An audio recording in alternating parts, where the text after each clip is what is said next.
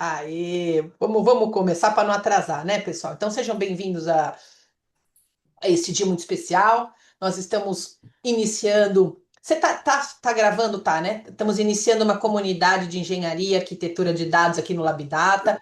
Então a ideia é trazer vários profissionais para falar sobre cases, palestras, o que dá certo, o que dá errado, principalmente o que dá errado, tá? Quero ouvir muito o que dá errado. Não faça isso, não faça isso, não faça isso. Não é uma boa prática, a coisa não é legal. Então, é isso que estamos começando hoje. Eu estou muito feliz, muito alegre. Nós estamos na turma 45, pessoal. Oi, André. Estamos na turma 45 dos nossos cursos de Big Data. Então, assim, já está na hora, né, de criar aí uma comunidade para que a gente possa uns ajudarem os outros, um tirar dúvida com o outro, um contratar o outro. O Fernandinho está sempre precisando contratar pessoas. Gente, vamos contratar aqui do nosso grupo, né? Então, ok, muito obrigada por estarem aqui. Quero agradecer muito o Marcelo que aceitou o nosso convite para abrir, né? Está estreando aí o nosso Responsa. Marcelo. Veio indicação do professor Fernando, então ele vai falar um pouquinho para nós, né? Bancos NoSQL distribuídos no Azure. Nossa, que tema gourmetizado. Gratidão, a palavra é tua. Obrigado, pessoal. Obrigado, professora. Queria primeiro, todos me ouvindo, né, direitinho? Maravilha. Deixa eu compartilhar minha tela. Mas primeiro de tudo, eu queria agradecer o convite do Fernandinho. A gente já trabalhou juntos lá atrás. O Fernandinho foi, né, o cliente. Quantos anos atrás, Fernandinho? Uns quase Ó, 7? quase uns 7, 8 anos, é. Uns 7. Bem no comecinho da minha volta para a Microsoft. Bom, todos vendo minha tela, né? Sim, sim. Maravilha. Então, queria agradecer o convite. A resposta vai ser grande aqui. Espero que a gente consiga usar esses próximos minutos aqui para bater um papo. Se tiver dúvida, pode me interromper. Eu tenho quase 30 slides aqui. Vou tentar ser rápido nos slides para a gente poder expandir o bate-papo, tá? Então, vamos lá. O tema, a professora já comentou, é meio gourmetizado, mas eu gosto muito do tema. Bom, querendo ou não, é o que eu trabalho o dia inteiro, né? Então tem que gostar. Bom, a ideia vai ser. Deixa eu me apresentar então. Próximo slide. Eu sou o Marcelo Fonseca, eu conheço também, né, como algumas pessoas já falaram, eu conheço algumas pessoas daqui, tanto de infância como de trabalho. Foram 7 anos, viu, Fontes, no banco. É, e hoje eu atuo como Product Manager do Azure Document DB, né? Então hoje eu atuo junto com o time de engenharia na ideação, na construção do projeto, e o meu foco mesmo é performance. Então, hoje, eu cuido da parte de performance dentro do Azure Document DB. Eu comecei minha carreira, já completou acho que 21 anos, agora no começo do ano, então 21 e um pouquinho. Eu comecei como desenvolvedor por acho que 2 anos. Fui DBA mesmo no banco, lá na época com fontes, por 7 anos cravados. Já participei, já eu trabalhei como gestor, gerente de cloud, de infraestrutura, numa processadora de cartão de crédito grande. Fiquei num vai e volta, né, num ping-pong para a Microsoft, já é a minha segunda vez. Então, a primeira parte da minha trajetória, eu trabalhei como especialista de SQL, então meu background também é em bancos relacionais, sempre foi, né, bancos relacionais. Quando entrei na Microsoft há 7 anos de volta, eu comecei a expandir a minha atuação para a área de arquitetura, especialmente voltada à arquitetura de dados, puxando um pouquinho de analytics. Meu core sempre, né, minha paixão sempre foi a parte de banco de dados. E aí eu fui, né, navegando a carreira na Microsoft ao longo desses anos. Trabalhei como especialista de banco de dados, tanto relacional quanto NoSQL, num time que a gente chama de Global Black Belt, é um time de especialistas, né, que atende Américas. E hoje, né, como Product Manager, eu atendo os clientes da Microsoft globalmente, né? Então, onde a gente precisa de interação com clientes muito grandes, é, eu apoio, além de apoiar, né, a evolução do produto. Então, minha especialidade é SQL, Cosmos DB, que é, né, o nosso banco NoSQL, o DocumentDB, que é o nosso também banco NoSQL, e concorrente do nosso amigo da MongoDB aqui no chat, na reunião também. Parte de modelagem, performance e arquitetura de cloud. Então, são temas que eu gosto bastante. Quiser me adicionar no LinkedIn, Fonseca Marcelo, fica à vontade, eu aceito rapidinho. Bom, vamos lá, chega de falar de mim, vamos falar de coisa legal. Bom, trouxe alguns pontos interessantes para a gente falar hoje, dar um pouquinho de contexto, né, do mundo do NoSQL, um pouquinho de modelagem de dados, um pouco de escalabilidade dentro dos produtos, né, são 2 produtos que a gente vai falar hoje brevemente. Uma parte que é legal e não tem como falar de bancos NoSQL sem falar um pouquinho de consistência e a parte de arquitetura do produto, e aí a gente encerra com alguns takeaways aqui, com algumas coisas para a gente levar. Então, vamos lá. Acho que todo mundo já trabalhou ou deve ter trabalhado com bancos relacionais, né? Então, a gente tem lá SQL, Oracle, Postgres, né, MySQL e assim por diante. Mas aí, quando a gente vai a gente chega em algum determinado ponto que por que eu preciso, né, trabalhar com relacional? Eu tenho outras ferramentas que eu posso trabalhar, além, né, do relacional tradicional, e a gente toca no ponto ali de bancos distribuídos. Por quê? Nossa, minha aplicação, ela tomou uma proporção que talvez um único database ali não suporte a carga, né? Eu preciso ter uma elasticidade. Vamos supor, né, um caso de um e-commerce, algo bem tradicional. A gente sabe que a gente tem épocas de sazonalidade, né? Chega uma Black Friday, seja uma época de Natal, de Dia das Mães, Dia dos Pais, assim por diante. A gente precisa ter elasticidade para a nossa aplicação. A coisa mais chata é você tentar, né, fazer uma compra, tentar fazer um acesso a um website, alguma coisa assim, e, né, você ficar ali esperando ou tomar um erro porque, né, a plataforma não aguentou. E assim, quando a gente vai falar de arquitetura, a gente sempre olha para a camada de aplicação e fala assim, eu vou escalar minha aplicação, vou fazer isso, vou fazer aquele outro, vou deixar uma aplicação elástica, a gente vai falar de Kubernetes e tudo mais, mas e o banco de dados, né? O que eu escolho ali para, né? A gente, obviamente, tem conceitos, tem outros produtos na arquitetura que a gente conseguiria usar, né? Caching para fazer leitura rápida, né? E repetitiva ali de dados quentes, mas, eventualmente, a gente vai precisar escalar nosso banco de dados, né? Por exemplo, eu estou lá no e-commerce, eu quero fazer meu pedido, eu quero adicionar um produto no carrinho.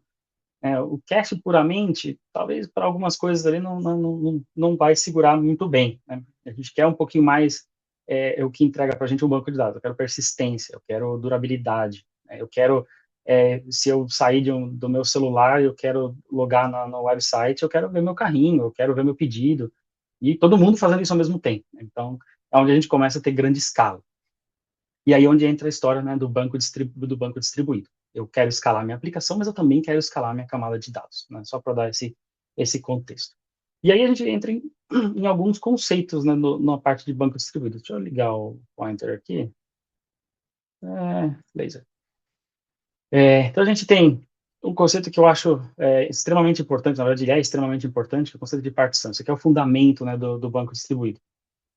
Conforme a gente quer escalar nosso banco horizontalmente, a gente precisa, né, criar o conceito, a gente precisa do conceito do shard, a gente precisa colocar servidores, né, lado a lado para que eles distribuam essa carga. Então, parte do meu dado vai estar num servidor, parte vai estar no outro e parte vai estar no outro. Aí na frente eu vou comentar um pouquinho também, fazer um paralelo com o banco relacional. A gente tem replicação, porque por baixo dos panos ali, né, os bancos distribuídos, os bancos não relacionais, eles trabalham com o conceito de replicação interna, normalmente com réplica set, ou no caso de um Cassandra ali com ring, e assim por diante. Então, você escreve no nó, ele replica, né, para vários, né, tendo um quórum ali, tendo uma maioria, o dado está persistido, tá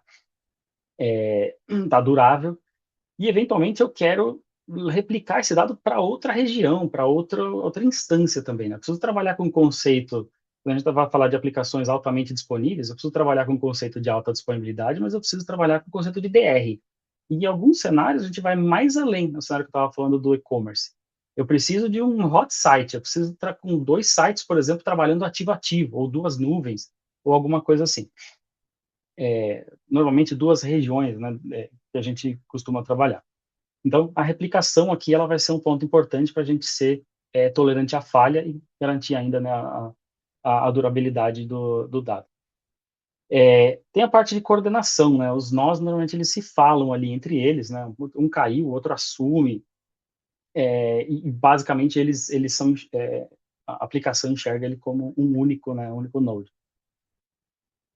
Esse aqui, na verdade, estão interconectados, né? Para eu conseguir fazer essa escala horizontal ali, eu vou adicionando nós, eu vou adicionando shards, né? Então, eu não estou restrito a a um único servidor, a único database. Eu estou distribuindo isso em diversos servidores. Eu reduzo o ponto de falha, eu aumento minha escalabilidade, e tem diversos, né, diversos pontos, inclusive tendendo ao infinito. Alta disponibilidade é o fundamento aqui, né? A gente vai falar um pouquinho ali de réplica set, como é que funciona e tal. Então, se um nó cair, eu quero que o outro, né, assuma de forma instantânea. Então, essa vai ser a minha, a minha alta disponibilidade ali do meu sistema, do meu banco distribuído. E aí, obviamente, né, os trade-offs aqui, né? A gente sai de um banco relacional, ou de um banco que trabalha num único servidor, num único host, e a gente vai para um ambiente totalmente distribuído. A gente não pode ter tudo, né? Ou a gente quer disponibilidade, ou a gente quer consistência, ou a gente quer baixa latência. E aí tem um teorema bonito ali para quem quiser aprofundar, e a gente vai comentar um pouquinho mais para frente. Então, eu falei já um pouquinho, mas vou explorar um pouco mais, né, o porquê do NoSQL. Aí tem vários porquês, né? Mas um ponto que eu acho importante, acho interessante, né? Eu trabalhei muito com ambiente relacional, então sofri bastante com isso. Em alguns momentos você fala, nossa, né? Se a gente usasse esse tipo de tecnologia na época, seria fantástico, né?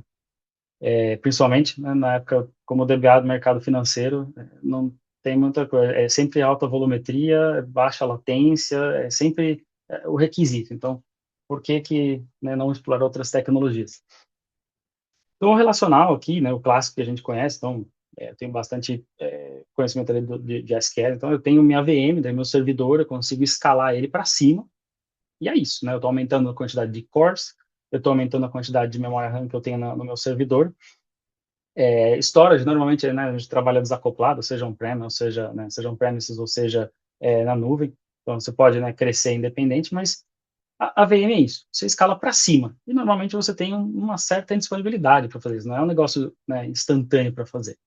É um negócio, uma operação que demora, uma operação que não vai ser tão simples.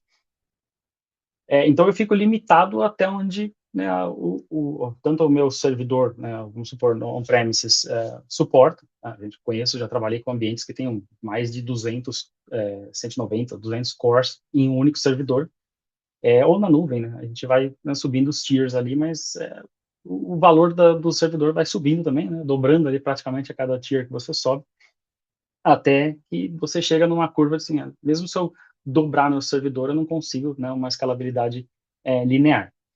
Então a gente vai para a parte de bancos distribuídos, né? Tem bancos relacionais distribuídos? Tem Postgres, né, distribuído, inclusive tem disponível, né, no Azure.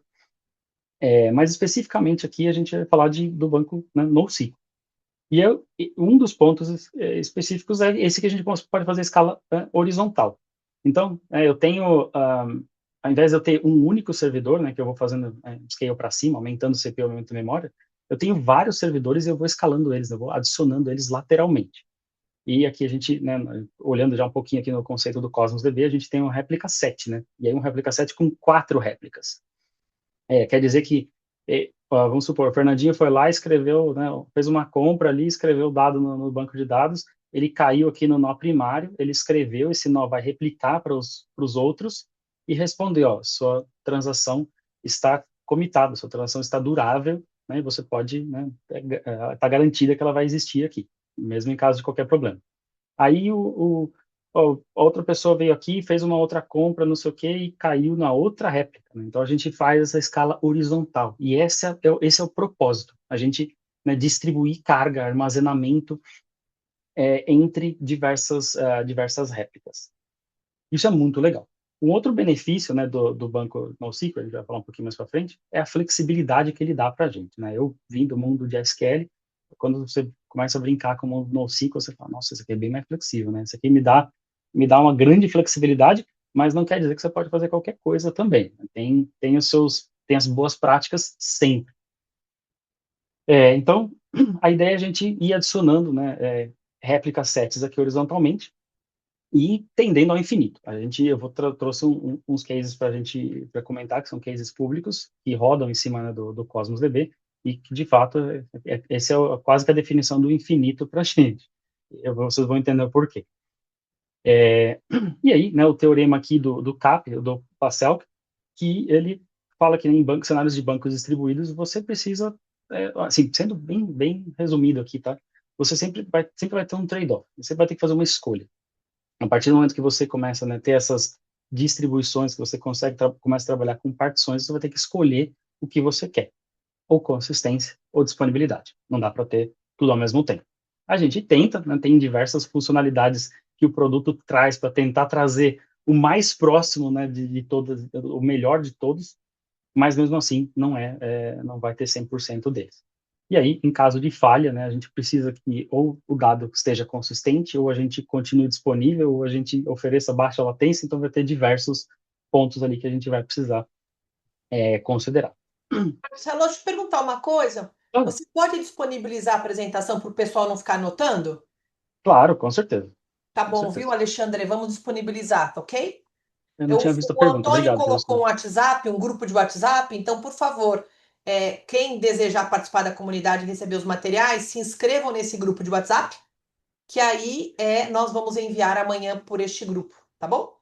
Você se inscreveu nesse grupo, professor Fernando? Então Sim, mandamos hoje mesmo, tá? manda Ok. escrever aqui. Obrigada, Marcelo. Desculpa atrapalhar. Imagina. E aí, quando que a gente vai, né, usar um relacional? Quando que a gente vai usar o NoSQL? Quer dizer que o NoSQL traz mais flexibilidade, traz mais escalabilidade, eu vou abandonar o uso do banco relacional, do banco SQL, por exemplo? Não é isso.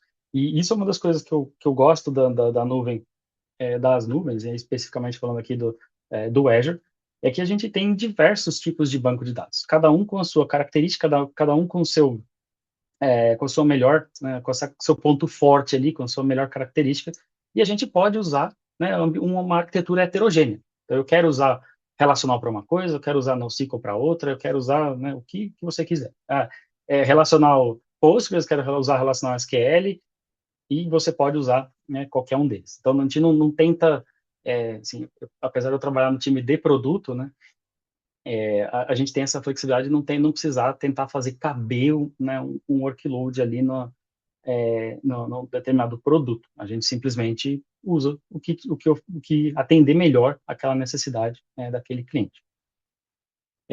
Então, o relacional, quando é que a gente normalmente usa? Eu preciso de transações ácidas. Quer dizer que o NoSQL não tem? Não, lógico que tem. Né? Mas, normalmente, o relacional aqui, ele é muito forte, muito conhecido ali né, pelas suas características transacionais. Atomicidade, consistência, durabilidade e tal. Então, tem diversas tabelas ali, eu quero que tudo faça parte de uma única transação e tudo mais. Consigo fazer NoSQL? Consegue. Grande diferença para mim, né, o esquema, né, o esquema aqui, né, em português, traduzir o slide aqui ficou uma beleza. O esquema, né, no banco relacional, ele é rígido, né, a gente chama de schema on write, então quer dizer que o esquema ele é garantido na hora que você escreve. Então quer dizer que eu criei uma tabela no meu relacional com 10 colunas, uma do tipo inteiro, outra do tipo string, assim por diante. Tá lá, é aquilo. Se eu tentar colocar uma string no campo int, né, integer, no campo inteiro, ele vai falhar, né, e assim por diante. E aí se você precisar fazer uma manutenção na sua aplicação, você precisa casar isso, né? Eu mexi na minha aplicação, eu preciso mudar o meu modelo de dados e acaba, né, trazendo uma certa rigidez. Ainda existem muitas aplicações que funcionam assim, não tem nada de errado, é só um ponto, né, a considerar. Joins e agregações analíticas no mesmo banco. Então, o banco relacional funciona muito bem para isso. Né? Você tem a engine, né, o otimizador dele, consegue fazer relacionamento entre tabelas ali de forma, né, fantástica, né, relacional, né? Foi feito para isso. E quando você tem um volume ali que caiba numa única máquina, legal, posso trabalhar. Tem preferência também. Tem gente que adora trabalhar com NoSQL, tem gente que adora trabalhar com SQL. Normalmente os workloads conseguem trabalhar nos dois. Né? Também tem o ponto de no ponto de escolha de preferência aqui. Aí algumas características que a gente, de fato, né, precisa ir para o ambiente distribuído. Eu preciso trabalhar com escala horizontal, eu tenho um volume massivo de dados, né? Eu quero trabalhar com um petabyte de dados, né? Eu quero trabalhar com um petabyte de dados, eu não vou, né? Idealmente eu não vou trabalhar ali no único servidor. Eu quero, né, distribuir esse dado em diversos servidores, eu quero escalar horizontalmente. Ou eu tenho, sei lá, 200 mil acessos simultâneos na minha aplicação.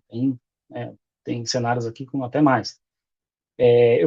Ou eu quero trabalhar com um esquema flexível, minha aplicação evolui rápido, eu estou entregando uma interface com algum cliente, tal, eu preciso, com algum provedor de serviço, e eu quero trabalhar com um esquema mais flexível, eu quero trabalhar com um esquema on-read. Então, quem ler, né, que vai ser ali responsável por saber ler e interpretar aquele esquema.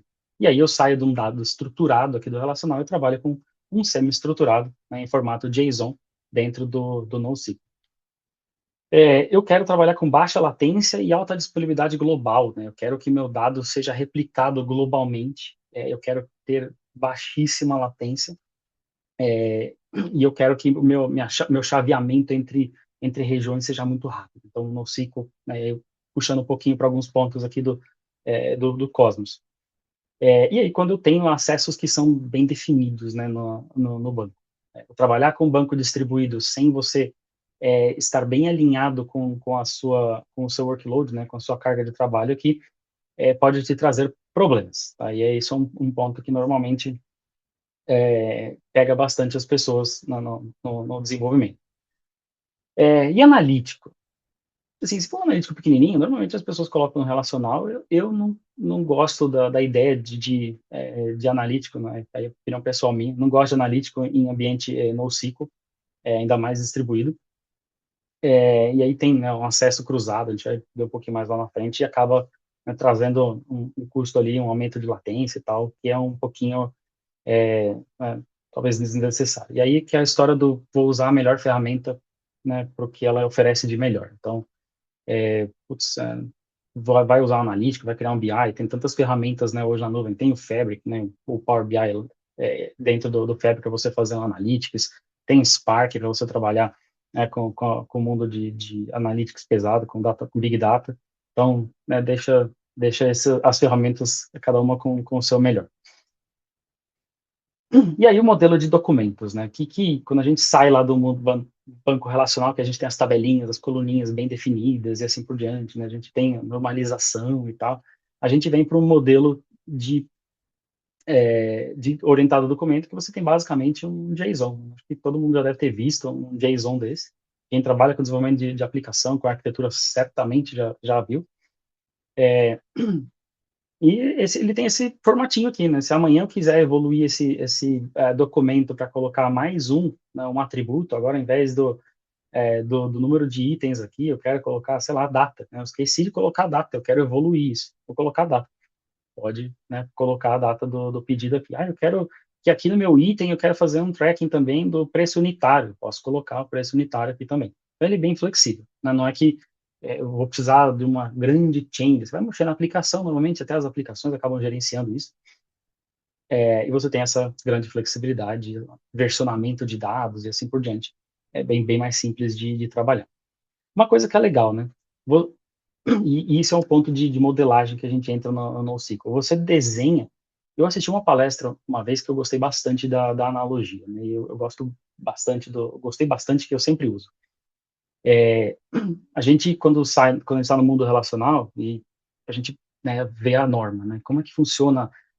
Quais são as formas normais? Primeira, segunda, terceira forma normal. Como é que eu vou criar? Criei minhas entidades, ela tá o estado da arte no modelo de dados. E aí depois, né, o desenvolvedor, quem for criar a aplicação, ele vai lá ficar brigando para fazer queries, joins e assim por diante. E até, né, que acessar diversas tabelas dentro do seu banco para responder uma chamada, né, para a aplicação e ainda serializar aquilo no JSON e mandar aquilo para frente. Então, é uma quantidade de coisas de extras ali que você precisa fazer. A ideia do banco NoSQL é você começar de trás para frente. Como minha aplicação vai acessar esse dado, como minha aplicação vai consumir esse dado, e eu vou deixar o dado pronto para ela. Então, a hora que minha aplicação for consumir, eu quero ler o pedido do Marcelo. Ela vai lá no banco de dados, né, pelo ID do cliente aqui, por exemplo, e trouxe, né, aquele pedido ou aqueles pedidos daquele ID. Ela não precisa fazer diversas requisições no banco, né, para enriquecer ou acessar uma tabela, acessar outra, ou, né, um grande idioma. Bati uma vez e respondi. A gente tem o conceito, né, ao invés de tabela, a gente chama de container ou collection, dependendo da tecnologia, né? Dentro do Cosmos é o container que escala, né, horizontalmente, o compute está associado no container, a gente vai ver isso ali na frente. É um pouco diferente do DocumentDB, que ele roda, né, no modo servidor, eu vou mostrar os detalhezinhos. Um ponto importante, né, a gente trabalha com sharding, então a gente precisa definir uma chave de partição.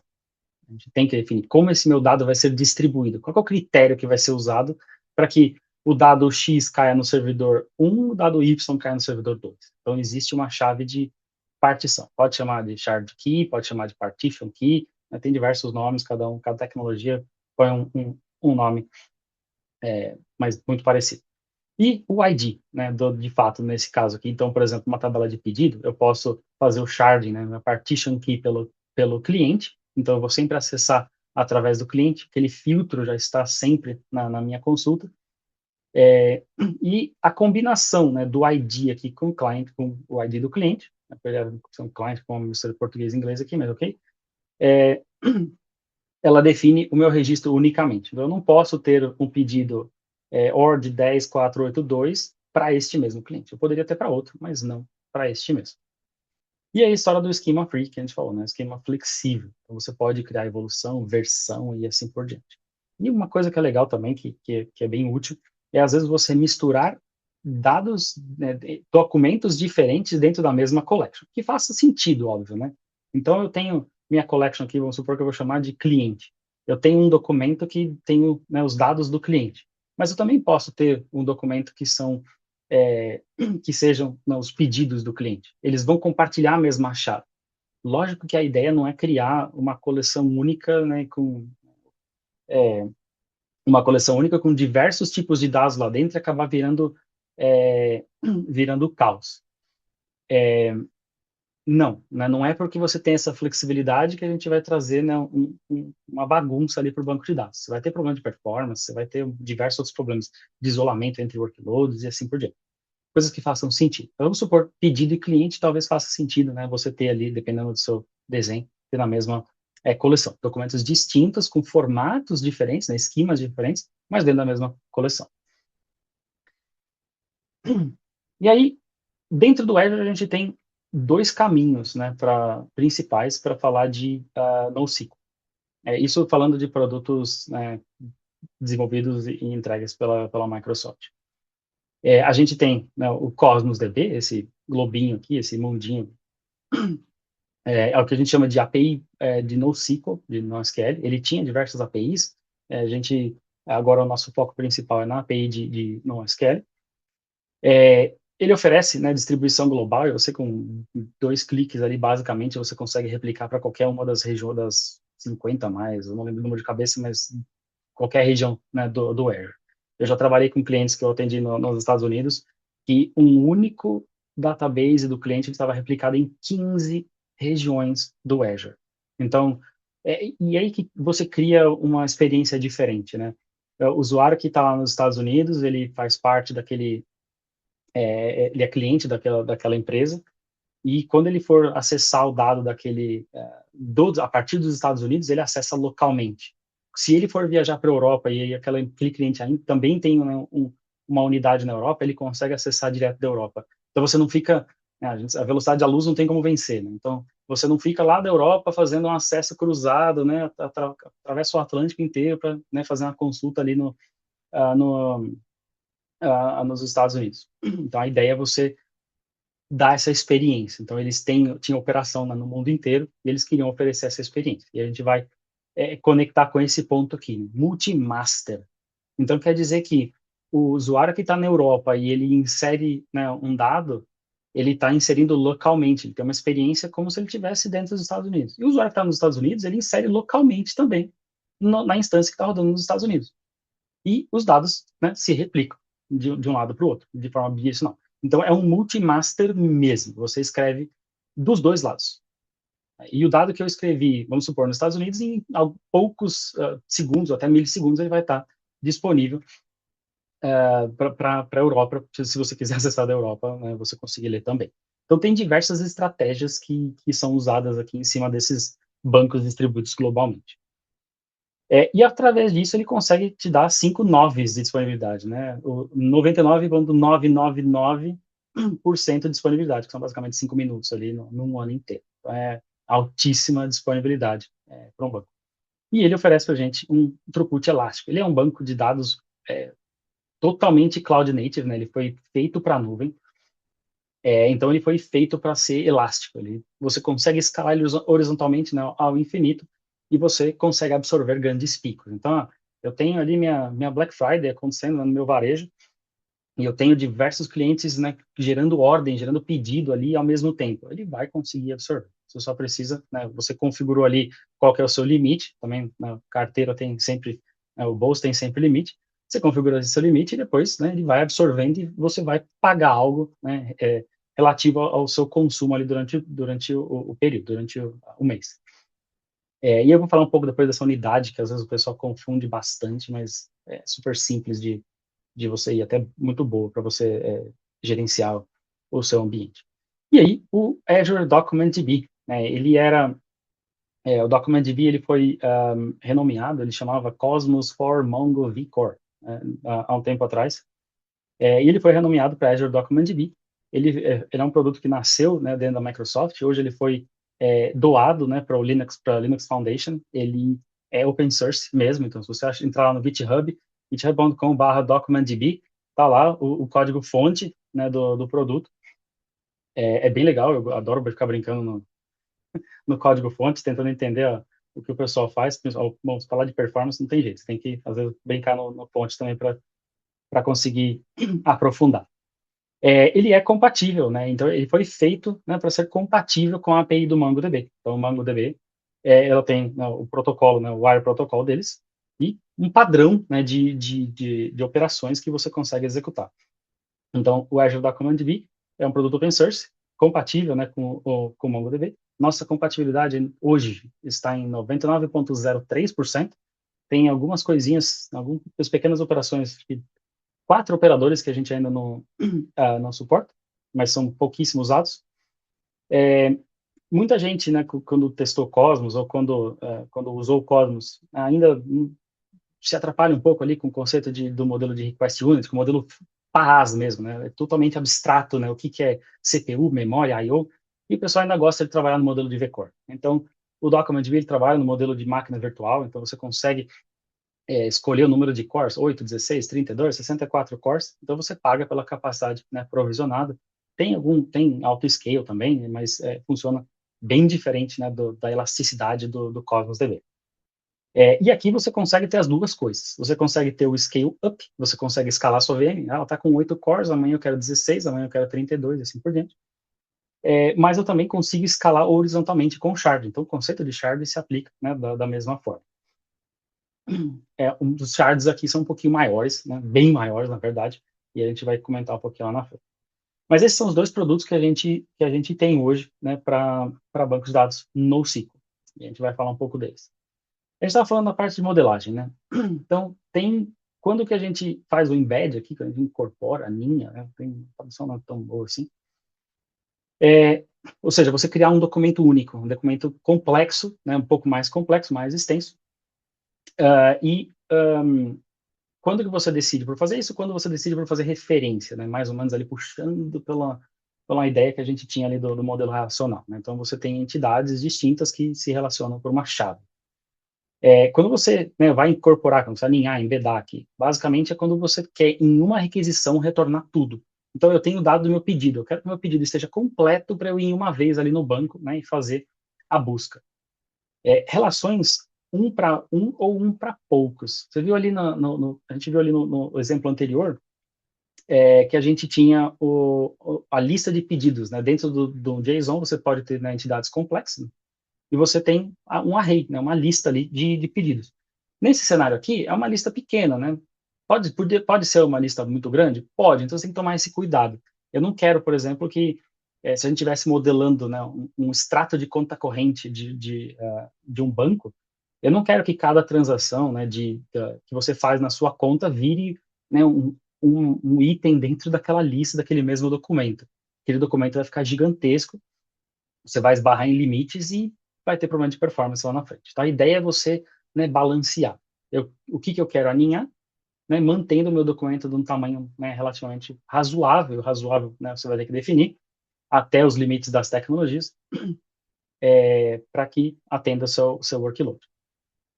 Cargas, né, de leitura intensa. Então, se você tem leitura intensa, toda hora ali lendo, você quer evitar essas idas, né, ao banco de dados. Então, se eu for de uma vez se eu trouxer tudo, excelente. Então, para esse cenário, é o melhor. Dados que trabalham juntos, eu leio juntos. Dados que têm o mesmo, né, ciclo de vida, trabalham ali juntos. E aí, você tem menos idas ao banco de dados. E referenciar, né? Os dados mudam com muita frequência. Então, tenho uma descrição de um pedido, né? Preço de pedido. Talvez não faça muito sentido você ir lá e aninhar aquilo, né? No mesmo documento. Aí você mantém, né, documentos separados e pode fazer esse relacionamento via chave.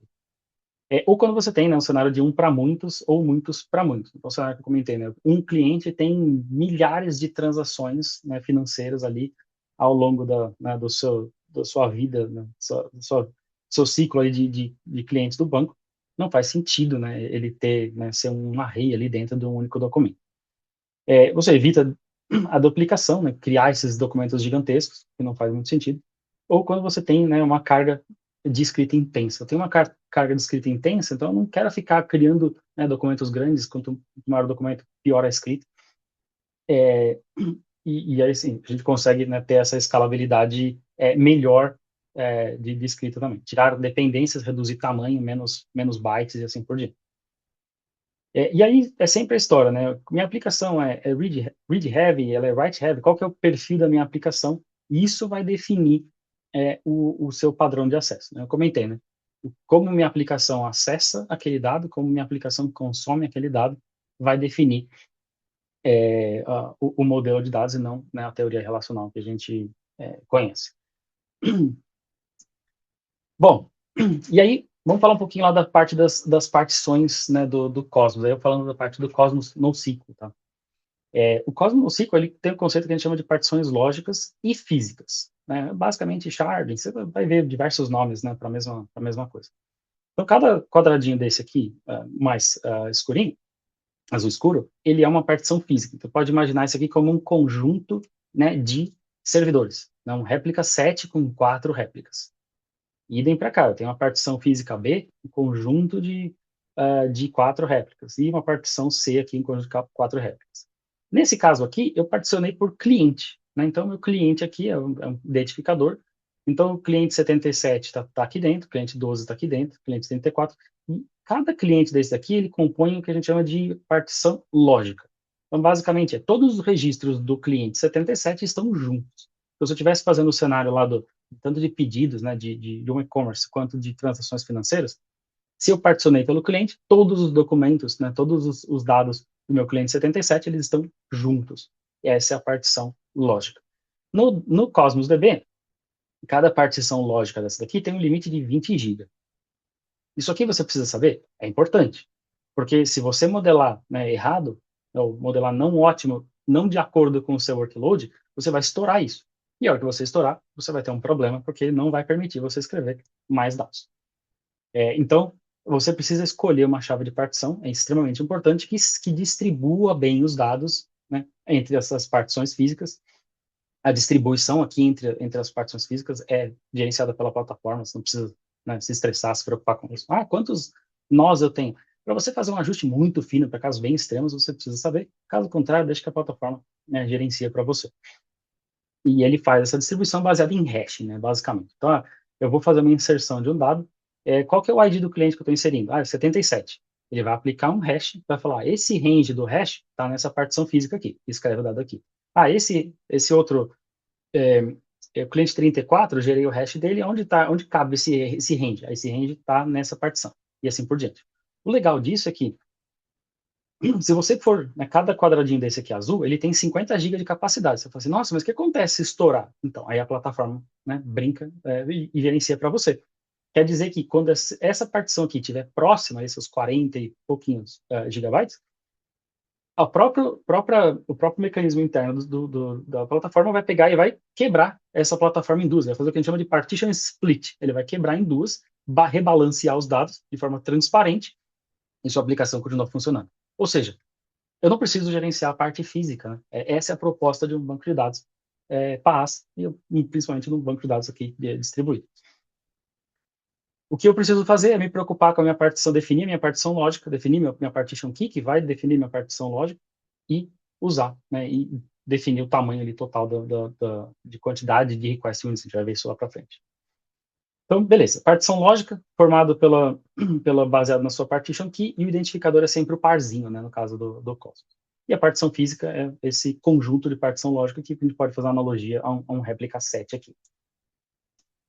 Vamos lá. Então, escolhendo uma boa partition key, a gente quer alta cardinalidade. O que é alta cardinalidade? É quando o dado ele é distinto, vamos falar assim, quanto mais distinto. Então, um dado que é único, ele tem alta cardinalidade, certo? Então, o ID de um cliente, ele deveria ser único, né? O identificador daquele cliente. Então, ele é um cara que vai ter altíssima cardinalidade, porque ele é único. Então, você distribui muito bem, né, entre as diversas partições. Eu quero trazer uma distribuição equilibrada, tanto para request units, né, que a gente pode traduzir como compute aqui, como de armazenamento. Né? Eu não quero desbalancear. E é um filtro que esteja sempre presente nas queries. Por quê? O banco ele trabalha com duas camadas, né? Ele tem índice, mas ele tem uma camada antes que é uma camada de roteamento. Né? Vamos pensar que é uma camada de roteamento. Então, se eu pesquisei pelo cliente 1, 2, 3, o primeiro passo que ele vai falar é aonde, né? Fiz o hash desse 1, 2, 3, em qual partição ele está? Ele consegue fazer o redirecionamento certinho, né, para aquela partição e fazer a leitura do dado. Se eu falar assim, eu quero todos os clientes, ou eu quero buscar pelo nome do cliente, e eu estou particionando por ID, ele vai fazer o quê? Qual que é o filtro? Ah, nome. Eu não sei o que é nome. Não faz parte da minha camada de roteamento aqui. Ele vai mandar uma requisição para cá, uma para cá, uma para cá. Ele chama de fan-out, né? Que ele vai abrir um monte de thread ali, rodar uma para cada back-end, uma para cada, né, réplica set, e fala assim, você tem o dado do cliente Marcelo aqui? Aí esse aqui responde, não. Esse responde, não. Esse aqui responde, sim. Mas você pagou a requisição, porque esses bancos, plataforma, eles são pagos por uso. Então, a modelagem, quando a gente falou, né, do modelagem, como a sua aplicação acessa, é extremamente importante para você ter performance, escalabilidade e custo. E tudo isso vai traduzir em redução de custo. E o que você quer evitar? Hot partition. Então, normalmente no banco relacional a gente faz particionamento por data, né? Super natural você fazer particionamento por data. Então, imagina todo mundo, todos os pedidos de um e-commerce acontecendo no dia de hoje. Todos vão cair na mesma partição. Você vai ter dois problemas, né, no caso de hot partition aqui. Primeiro que vai ser uma única partição, né, recebendo todas as requisições, e você vai chegar no limite de 20 GB, né, em talvez segundos, ali, minutos, e você vai ter um problema. Então, particionamento, né, e sharding, né, sharding do banco distribuído e o particionamento do banco de dados relacional, né, a gente faz com outra perspectiva. Cardinalidade baixa também é o mesmo cenário, né, da data é um bom exemplo, né, é uma cardinalidade relativamente baixa.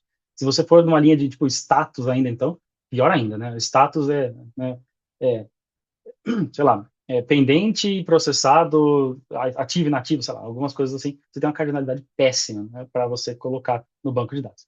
E você não quer evitar, não quer bater no limite dos 20 gigabytes ali. Cada partição dessa no Cosmos aqui, ela tem limite de 10.000 request units, né, 10.000 RUs. E aí, a gente vai chegar ali na frente, né, o que quer dizer esses RUs. Então, aqui é o paralelo que eu montei, né, de banco relacional com sharding. Então, banco relacional, a gente costuma dividir a tabela ali, né, você tem particionamento por data, você consegue distribuir em discos, né, diferentes no storage, você consegue dividir em arquivos, né, do banco de dados, mas ainda assim é um único servidor, certo? Aqui, quando você faz o sharding, você faz, né, o scale. Então, parte do seu dado está aqui, parte do seu dado está aqui, parte do seu dado está aqui, e assim, né, por diante. E aqui uma analogia com o Kubernetes, né, para escalabilidade de aplicação. Então, quando a gente vai colocar uma aplicação para rodar no Kubernetes, a gente quer que ela escale horizontalmente com vários nodes, né, do Kubernetes e várias réplicas, várias pods rodando em cada um desses nodes. A equivalência é bem próxima, tá? Assim, bem, sendo simplista, mas no final das contas, conceitualmente é bem próximo. Cada pod aqui é uma réplica, então você consegue escalar ele horizontalmente em diversos servidores. E aí, falando do Request Unit, né? Às vezes o pessoal fica confuso, é ruim, eu não sei, mas a gente vai chegar na conclusão aqui. Toda operação no Cosmos, ela tem, tanto de leitura escrita ou uma query, ela tem um custo de RU, né, de Request Unit, que ela vai basicamente ser uma combinação que a Microsoft desenvolveu para ser CPU, memória e I/O, né, no storage. Se você trabalhar com leitura pontual, chave-valor dentro do Cosmos, de um documento até 1 KB, né, ou seja, usando aquela chavinha, né, partition key mais o ID, você tem um consumo de 1 RU. E aí, quando a gente fala de que uma partição física suporta até 10.000 request units, quer dizer que esta operação aqui, eu conseguiria executar ela 10.000 vezes no mesmo segundo. É bastante. E sendo que um Cosmos de 10.000 RUs é muito pequeno. Query escrita, né, tudo isso tem um consumo maior de RUs, atualização e tudo mais, e aí vai ter sempre o depende, né, o tamanho do seu documento depende, a quantidade de índices depende, a qualidade da sua query, se ela é uma query que faz, né, fan-out, ela é uma query que faz cross-partition, né, que a gente chama, você tem um número de RUs maior. Eu já vi clientes, por exemplo, com mais de 10.000 RUs em uma única query, sendo que uma query ótima custa 3. Então, a diferença de 3 para 10.000 é bem grande. Então, é onde a gente tem um problema de performance, custo, né, e percepção de problema de latência. É lento e assim por diante. Se você exceder o número de RUs, você recebe um erro. Quem trabalha com web, né, com HTTP, você sabe que 429, né, too many requests ali, né, você excedeu sua cota e o banco vai te segurar. É a mesma coisa que você tivesse batido ali 100% de CPU ali num servidor, ele vai ficar lento, vai começar a recusar a requisição e assim por diante. E aí, para mostrar, né, uma coisa que eu gosto de mostrar para os clientes é custo por query, né? Quando você está num banco relacional, num banco que é orientado a core, é difícil você falar assim, essa query me custou X centavos, né, ou X reais, X dólar. É difícil. Quando você tem uma unidade tipo essa, eu consigo saber. Então, essa funcionalidade do meu software, que usa essa query para esse acesso ao banco de dados, ela custa X dinheiro, X unidade de dinheiro para o meu negócio. Então, você consegue mensurar. E aí é legal, eu gosto, né? Você consegue ter uma paridade ali, né? Minha aplicação custa, esse módulo custa tanto, e então olhar e falar assim, putz, o meu desenho ele tá ótimo, não tá ótimo, eu consigo otimizar, eu consigo diminuir o número de requisições no banco, eu consigo otimizar aquele custo por operação. Isso é uma coisa muito legal. Traduzir para o negócio, traduzir uma chamada em dinheiro pode ser muito interessante. E aí a gente tem modos provisionados e modos serverless aqui, né? Provisionado a gente recomenda para produção, para alta escala, então a gente tem aquela capacidade provisionada e você define o máximo que você quer, ele consegue fazer, né, o auto scale ali no meio, ou você manual mesmo, né? Eu quero essa quantidade, ele vai, né, operar ali de forma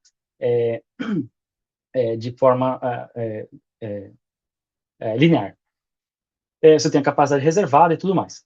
Se você tem o serverless, a gente normalmente recomenda aqui para desenvolvimento, para prova de conceito e tudo mais, né? Você tem algumas limitações, tipo região única e tudo mais, e ele vai cobrar você por acesso, não, né, pelo consumo ali, pela capacidade provisionada no mês.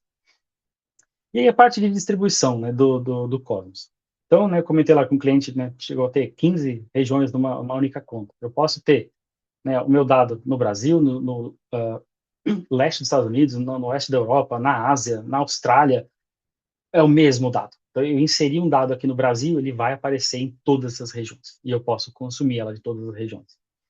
E aí ele vai ter o réplica set por região. E aí você tem N regiões, você tem mais cópias, você tem resiliência de dado aqui, né, de um jeito, né, extremo. Eu tenho 5 cópias, né, de dados, cada região dessa eu tenho mais 4 cópias, ou seja, eu tenho 20 cópias aqui do mesmo dado. Então, né, um cenário de um varejista, ele atende tanto no Brasil, quanto nos Estados Unidos, quanto na Europa, na Ásia, na Austrália, então ele consegue ter representatividade global do mesmo banco de dados. Então, esse é um desenho que normalmente os clientes fazem. E aí, quando você tem a escrita em multi-região, você vai acabar lá, né, com os teoremas que a gente comentou lá atrás, você eventualmente, no trabalho de sistema distribuído, você vai cair num potencial conflito. Então, eu posso escrever dos dois lados? Posso, mas eu posso escrever o mesmo dado dos dois lados? Vai dar ruim, vai dar problema. Sim, não que não seja possível, é possível, né? Existem métodos de resolução de conflito, tanto, né, o modo aqui que a gente chama de last right wins, quer dizer que o último que escreveu, ele sobrepõe, ou você criar uma política personalizada. Mas é sempre bom você levar em consideração que se seu negócio, se seu workload, ele suporta, né, uma arquitetura de multi-região.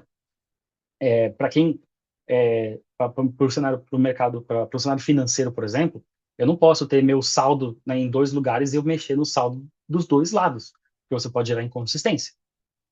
Lembra que a gente tem que abrir, a gente tem que ter os trade-offs, a gente tem que abrir mão de alguma coisa. Então, se eu quero disponibilidade, né, que é altíssima disponibilidade, que é ter multi-região, eu vou perder um pouco em consistência. Então, minha consistência acaba sendo mais relaxada. Então, se eu escrever um dado na região, por exemplo, do Brasil, ele vai chegar nos Estados Unidos para sincronizar. Mas se eu escrever nos Estados Unidos por cima, por exemplo, mexendo no meu saldo, né, você vai ter um problema ali. Você vai ter um descasamento em um período extremamente pequeno, mas existe a possibilidade. Então, para um cenário financeiro, por exemplo, trabalhar desta forma não é o ideal. Então, a gente tem latência de escrita, né, de poucos milissegundos em cada região. Você tem disponibilidade mesmo com perda de região. Então, uma coisa que é legal com o multi-write no Cosmos, se uma região cair, a sua aplicação que está no Brasil, ela, entre aspas, nem percebe. Ela automaticamente redireciona para a próxima região. E você pode escolher a ordem, né? Eu quero que vá para os Estados Unidos, que é mais perto do que na Austrália, por exemplo. Isso é transparente. A aplicação vai sentir, né, uma latência maior, porque afinal você está saindo da requisição daqui do Brasil indo para os Estados Unidos, mas você não tem disponibilidade. Então, neste modelo, a gente atinge lá os 5 noves de disponibilidade. E é ideal para aplicações globais, né, distribuídas ali entre diversas regiões. O nível de consistência, a gente tem vários, né, dentro do Cosmos, desde o mais forte até o mais eventual, e aí a gente, principalmente quando a gente está falando de replicação geográfica, né, então quer dizer que com persistência forte, o dado que eu escrever, por exemplo, no Brasil, ele vai precisar ser escrito nos Estados Unidos, por exemplo, e nas outras regiões, né, na maioria das regiões, para a minha aplicação receber o OK e o dado está persistido. Eu escolhi isso. E a meu penalty vai ser o quê? Indisponibilidade. Porque se uma das regiões cair, né, eu não tiver o quórum, a minha escrita vai falhar. Porque eu quis consistência, não disponibilidade.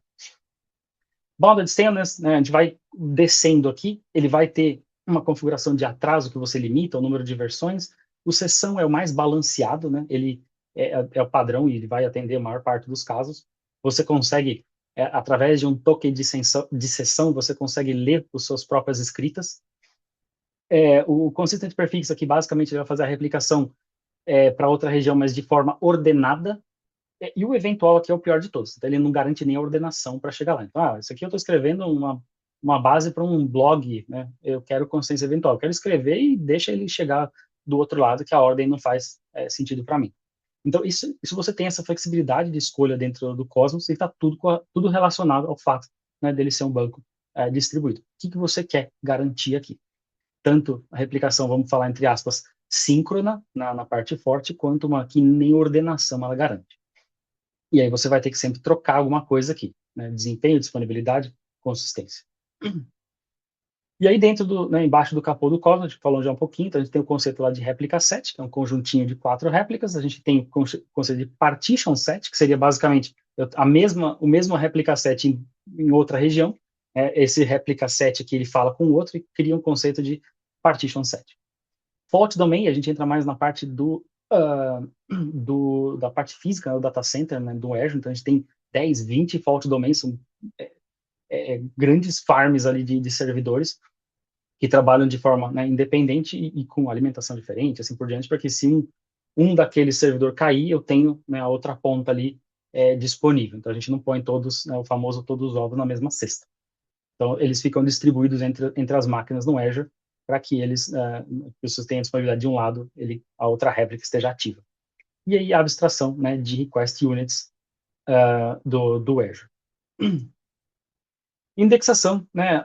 O Cosmos, obviamente, oferece indexação automática, todas são indexadas automaticamente.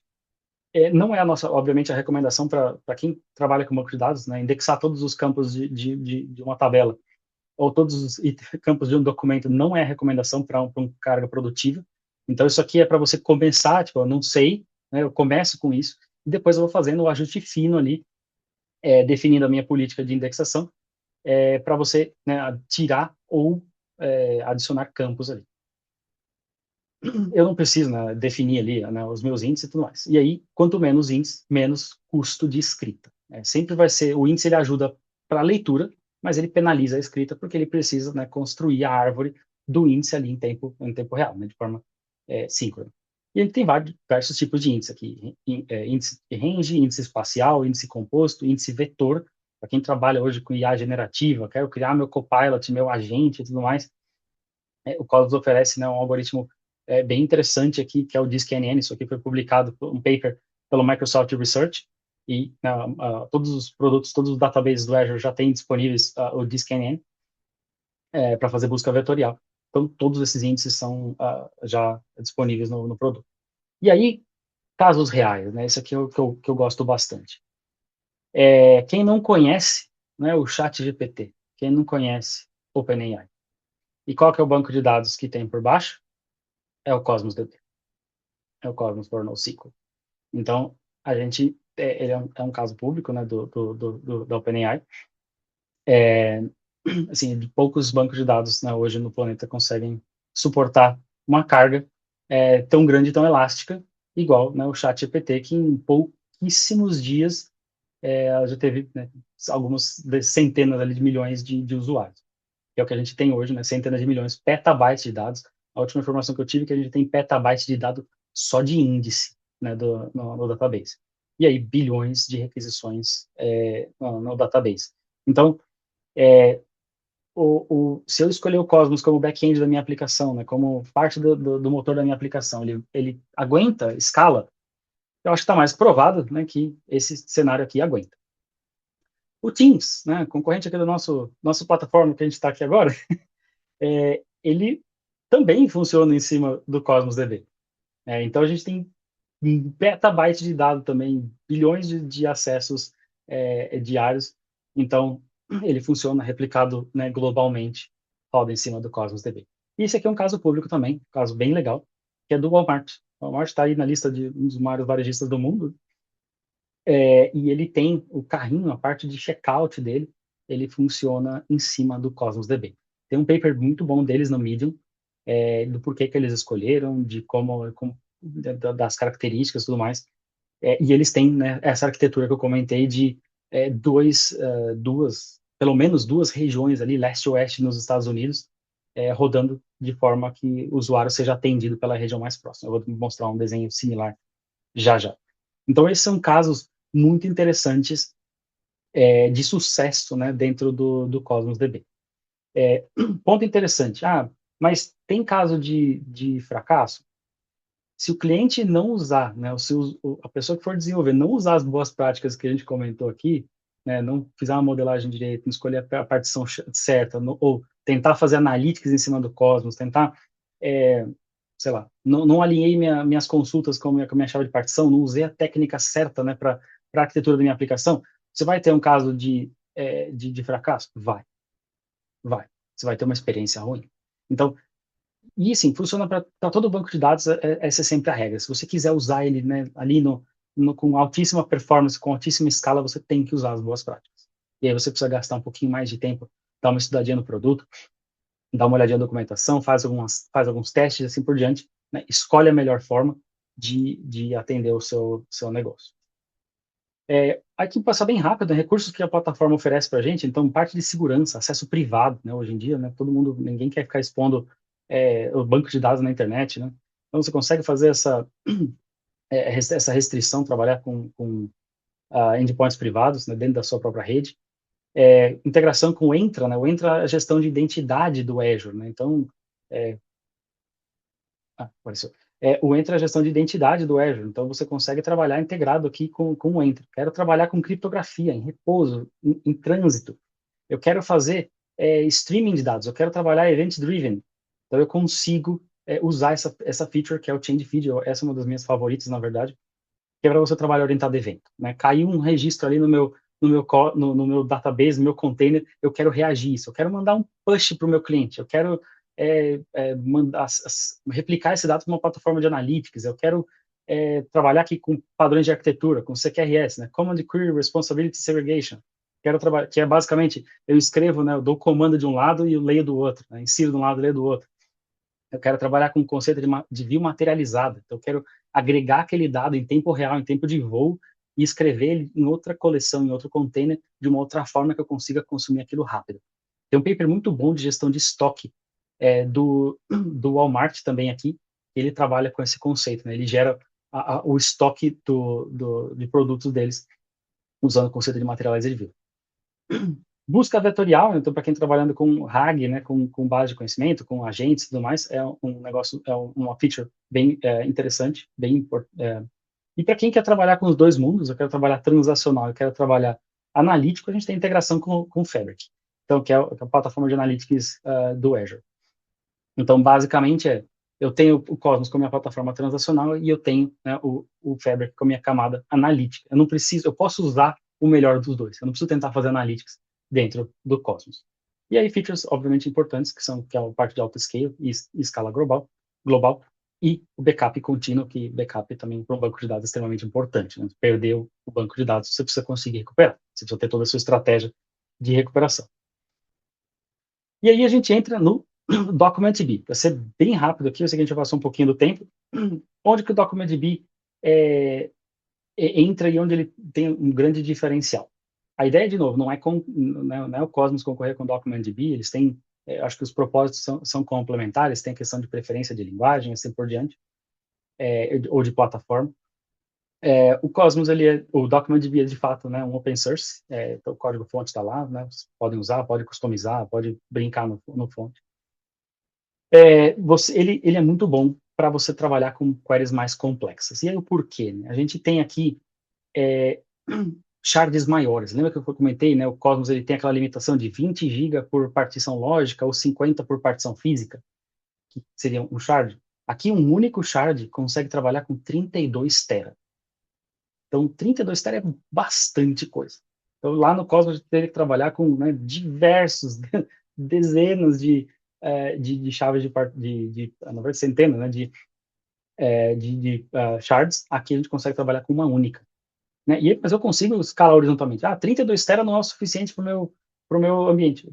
Trabalhando com acho, 2 ou 3 clientes que 32 tera para eles já também não serve. Então a gente precisa trabalhar com shard dentro do DocumentDB. Então eu crio, né, um shard. E a arquitetura aqui é mais talvez simplificada, né? Aquele conceito de várias réplicas e tudo mais. Aqui a engine do DocumentDB, ele é open source, então a engine ela é baseada em Postgres. Nossa, mas o DocumentDB o banco de dados orientado a documento e roda em cima de um relacional? Só que com várias customizações aqui. A Microsoft comprou uma empresa há um tempo atrás, que chamava Citus Data, que é a que fez o Postgres distribuído. E a gente, obviamente, faz uma camada de otimização em cima do Postgres para que a gente consiga trabalhar com documentos. Então, a gente tem uma camada, né, de tradução aqui, né, com a API do MongoDB, e tem o back-end rodando em Postgres, que é um banco de dados relacional extremamente confiável. Se vocês olharem, né, nas plataformas que mostram a adoção de banco, é um dos bancos relacionais com maior adoção nos últimos anos. E eles oferecem uma customização extremamente alta. Deixa você customizar, e é onde a gente faz essas otimizações para trabalhar muito bem, né, com documentos. Então, ele é open source, uma compatibilidade de 99.03 com MongoDB, funciona com scale up, scale down. Queries complexas, agregações, né, eu tenho todos os meus dados dentro de um único shard, eu consigo trabalhar de forma muito mais fácil. Então, aquilo que a gente falou de cross-partition query, ela acaba sendo difícil, né? Difícil de acontecer, principalmente se trabalhando com um shard único aqui. E a maioria dos deployments que a gente vê, de, sei lá, 90%, 95%, trabalham com um shard único. Alguns casos muito específicos que o cliente precisa, né, ou que as empresas precisam fazer um scale horizontal com este tamanho. E é isso. Então, ele trabalha do forma tipo standby, então esse nó falhou, ele faz o failover automático para o outro. Esse aqui, se falhar, ele consegue fazer o failover automático. Então, você tem, né, quebra dos seus dados, uma parte dos seus dados aqui, uma parte aqui, da mesma forma, né, dos shards do Cosmos, e um ativo passivo aqui dentro. E aí, né, a parte, de fato, né, open source, não tem, você pode usar, tem a versão, de fato, ali no container, se você quiser subir e brincar no seu laptop, no seu computador, na sua nuvem. Ele é multi-cloud, você consegue rodar ele em qualquer nuvem. Foi doado, né, pelo Linux Foundation, então agora tem participação tanto da AWS, do Google, da Yugabyte e outros, né, para fazer o desenvolvimento e melhoria, né, do produto. E você pode rodar ele numa instância local, você pode rodar ele direto na sua máquina ali para testar, para esse por diante, ou até rodar ele em Kubernetes, para quem gostar. E aí, recursos que o DocumentDB oferece para a gente, né? Também toda a parte de conectividade privada, integração com o Entra, né, que é a nossa gestão de identidade, TLS, né, parte de criptografia, tanto em repouso quanto em trânsito, o Change Streams, que é análogo, né, ao Change Feed lá do Cosmos, então, ele é baseado, né, na API do Mongo aqui, então ele vai fazer o streaming ali de mudanças em tempo real. Quem trabalha com Kafka, né, com barramentos de mensageria e tudo mais, né, o Kafka Connect é uma feature interessante para você assinar os eventos que chegam ali no seu Mongo. Cosmos também funciona da mesma forma, e consegue trabalhar aqui, colocar aqui no barramento de mensageria, né, e mandar ali para frente. E o mesmo conceito lá do Cosmos.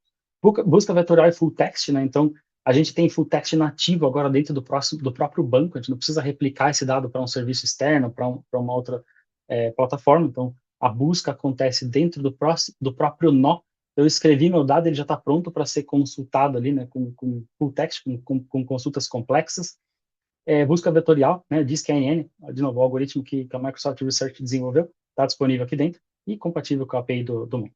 E aí, para os clientes que gostam de trabalhar, né, com vCore, já tem, né, você consegue fazer scale up, scale down, como a gente falou, e backup automático com restore point in time e também embutido no preço do serviço. Então, você não precisa, né, pagar um serviço adicional para gestão de backup. Então, são recursos que eles também estão disponíveis. E aí, para a gente finalizar, parte de arquitetura, né, de um e-commerce. Né, o Front Door é um serviço que a gente chama de CDN aqui, né, Content Delivery Network, e também um Global Traffic Manager. Ele é um distribuidor de carga, um balançador de carga, né, de escala global aqui. Então, você entrou lá, ó, meuecommerce.com.br, bateu nesse serviço, ele vai redirecionar você, por exemplo, para o mais próximo, que eu estou aqui no Brasil, bati na minha camada de aplicação, escrevi ou li aqui do meu Cosmos DB, o que eu modificar, né, eu notifico a camada de cima, mas se eu estiver lá nos Estados Unidos, eu bati no mesmo endpoint, né, no mesmo meuecommerce.com.br, ele vai me redirecionar para os Estados Unidos, porque eu estou na região mais perto, né, eu configurei para trabalhar dessa forma, eu vou acessar a aplicação que está rodando lá nos Estados Unidos, vou acessar meu banco que está lá nos Estados Unidos, e aí qualquer modificação eu mando a notificação para frente também, e aí essa replicação acontece de forma bidirecional.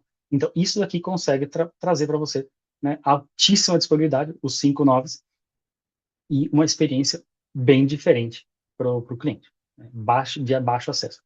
Se alguém já teve experiência de ir para outro país, né, seja aqui na América Latina, seja na Europa, seja nos Estados Unidos, eu acessei o aplicativo do banco, acessei um site que eu costumo acessar sempre, né, você sente que aquela navegação é mais lenta, né, por mais que você esteja num Wi-Fi, por mais que você esteja num 4G bom, né, um 5G bom, ele tem aquela experiência mais lenta, porque ele está vindo até aqui no Brasil, provavelmente, né, para fazer o acesso. Então, isso aqui traz uma experiência em outro nível para a sua plataforma. Quem está trabalhando com IA generativa, com RAG, né, Retrieval Augmented Generation, também pode fazer a parte de busca vetorial em cima do Cosmos, né? Então, vários copilots que a gente consegue criar, vários agentes, né? Faz uma pergunta, gera lá o embedding ali no Azure OpenAI, ou um modelo de sua preferência, faz a parte de busca vetorial no Cosmos, responde, faz, né, ali a resposta, né, enriquece, né, o contexto aqui para o modelo, manda, captura a resposta e, de fato, né, responde aqui para o usuário. E aí, obviamente, usa uma outra plataforma aqui para fazer memória do chat, né? Quem usou, sei lá, o Copilot ou alguma outra plataforma, o ChatGPT, você entra lá, né, você tem o seu histórico de conversas e tudo mais, você pode usar ele como memória ou até como para definir seus limites de busca ali. Para empresas é muito legal que você consegue criar sua própria, né, base de conhecimento aqui, né, e importar documentos da sua empresa, assim por diante, tirando seus vetores, depois fazer a busca, né, e enriquecer e entregar para o seu usuário. Se alguém estiver fazendo alguma migração, né, tem um MongoDB rodando no AVM ali no Azure e tal, eu quero fazer uma migração para dentro do DocumentDB, consegue? Você, né, tem lá a sua VM que você tem que gerenciar, né, o seu replica set e tudo mais, você não precisa, né, ter esse trabalho, você migra ali para o DocumentDB, então basicamente você tem um lift and shift ali. Você fiz o backup, fiz o restore, e aí você usa sua aplicação da mesma forma, sem ter que reescrever nenhum tipo de código. E aí a parte de queries complexas também, comentei, né, assim, não gosto de fazer analítica, mas dashboardzinho a gente sabe que tem, né, vamos supor que eu tenho um e-commerce ali, eu tenho minhas compras caindo, eu quero fazer um relatóriozinho ali em tempo real, zero problema, né, aqui dentro do DocumentDB acaba que eu estou trabalhando ali num único shard, dá para a gente fazer, de novo, bem desenhadinho, né, e olhando aqui o que a gente vai fazer, né, vai desenhar de aggregation pipeline, como que a gente vai fazer desenhar nossos índices e tudo mais, para que a gente entregue esse dashboard de forma rápida e sem consumir recurso demais. E aí, né, quando decidir cada um, uma aplicação nova, eu quero, não tenho nenhum tipo de uma aplicação nova, de zero, não tenho nenhuma preferência por a plataforma de MongoDB, quero fazer uma aplicação global, quero fazer busca vetorial, chain feed, throughput elástico, então tudo são características, né, de aplicações cloud native rodando no NoSQL, e se eu tenho um Azure DocumentDB, eu tenho meu workload ele rodando em máquina virtual e tudo mais, que eu quero passar para um ambiente gerenciado, pode não usar DocumentDB, parte de open source, então você não tem nenhum tipo de lock-in ou custo de licença, e você tem, né, a flexibilidade aqui de usar poucos shards, se usar shard, usar um único shard, queries complexas, e se sua equipe já tem preferência. Então, aí, de novo, cada um tem suas características aqui, e aí tanto preferência quanto característica do seu workload. Bom, basicamente era isso, né? Só para a gente finalizar aqui, o mais importante para um cenário de bancos distribuídos modela pelo seu acesso. Então, pensa ali como que eu vou modelar, qual estratégia que eu vou usar para não ter problema de performance, para não ter, né, uma bagunça nos meus dados por conta da flexibilidade de esquema. Eu preciso definir minha chave de partição. Esse aqui é o segredo para você não ter problema tanto de custo, de baixa performance, de escalabilidade. Entender ali, né, os RUs, no caso do Cosmos, ou, né, se você estiver trabalhando com o DocumentDB, você tem ali a plataforma orientada a vCore. E se você estiver considerando uma aplicação que trabalha em escala global, de fato ali faz sentido você entender as suas consistências e o que está em jogo ali da sua arquitetura. Basicamente na hora que você for fazer a arquitetura da sua aplicação, precisa entender todos esses pontos. É super importante. Bom, era isso que eu tinha. Tentei acelerar o final, que a gente já passou bastante tempo aqui. Obrigado pelo, de novo, pelo convite, Fernandinho e o time da FIA. Se tiver alguma pergunta, pode mandar no chat. Se a gente saiu daqui, surgiu uma dúvida amanhã, conecta lá no LinkedIn e a gente conversa também, zero problema. Espero que tenha agregado para vocês, e é isso. Se tiver alguma pergunta, alguém quiser sair do Moodle ou mandar no chat, fica à vontade. Obrigada, Marcelo. Perguntas. Enquanto isso, eu quero agradecer. Tem mais 2 professores que adentraram a nossa live. Professor Danilo Douradinho, boa noite. Professor Felipe Lobas, olha, mais 2 professores aí. Obrigada pela presença aí, obrigado por ter entrado para nos prestigiar. Alguém quer fazer alguma pergunta para o Marcelo? Então, maravilha. Pessoal, tem aqui o Forms. Quem quiser receber o certificado de participação, pode se inscrever. Tem um link também para o WhatsApp. Quem desejar entrar no nosso grupo de WhatsApp e receber essa apresentação, podem clicar aí o link de WhatsApp. Alguma pergunta? Não, só gratidão. Obrigada, Marcelo. Espero que você volte mais para frente. Você também é convidado, tá bem? O Fernando vai sempre te avisar os temas e se for do teu interesse, você está sempre convidado, tá bem? Muito Obrigado, obrigada, professor. pessoal. Obrigada, obrigada. Boa noite, Fernando. Muito obrigada pela ajuda, professor Fernando.